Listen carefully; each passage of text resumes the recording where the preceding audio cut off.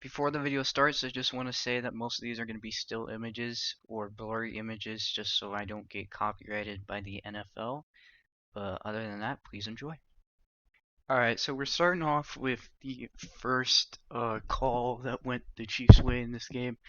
The last play of the game that actually cost the Bengals the game. And this is one of those calls where, as a ref, you have to call it.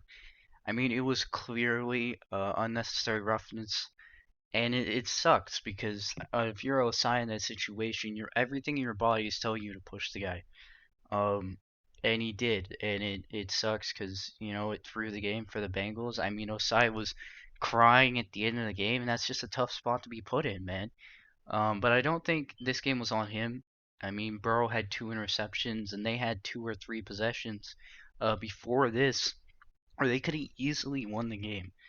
So it's unfortunate, but you have to call it, and I don't think that's a bad call there. I think that's the right call. This is the intentional grounding play by Joe Burrow. I think that this play really was a tic-tac call. He had 2 receivers that were kind of coming out of the backfield, and when Joe Burrow threw this ball, they were out of the backfield at the time. I wouldn't have called it personally in the game, but they did end up calling it, so it is what it is. I think that it didn't really matter though, because they converted on the 3rd and 17 or 16 that this gave them too. So I think in the end it didn't have that big of an impact on the game, but I do think it was one of those calls that it could be called, and under the rule book, they had to call it, but I wouldn't have called it personally. And this is the play that everyone is talking about, the so-called do-over play. I think that this was the worst officiating I've ever seen in a very messy situation in general. They tried to stop the play clock before the play started, but he ran out late, and that made the play not happen because he ran out too late, so he couldn't stop it because he was blowing his whistle, and they couldn't hear the whistle over the crowd noise, is what the refs were saying, and that's how we got the do-over play.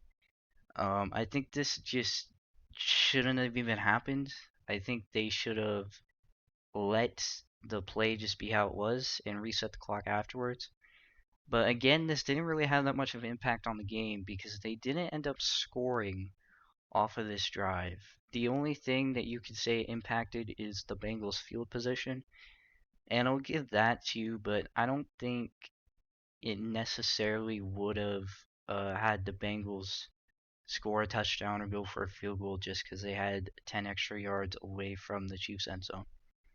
And the last play we're going to look at here is the punt return by Sky Moore at the end of the game to put the Chiefs in field goal position to let them win the game.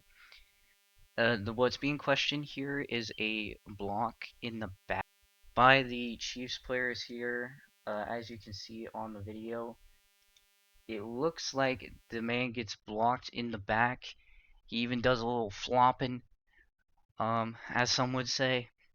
And this is a missed call, in my opinion. I think that this kind of stuff is hard to spot on the field, and I don't blame the refs for not seeing it, but you have to feel for Bengal fans here because this was an obvious block in the back, and that really, if that penalty is called, that really changes the game, and we're most likely seeing overtime.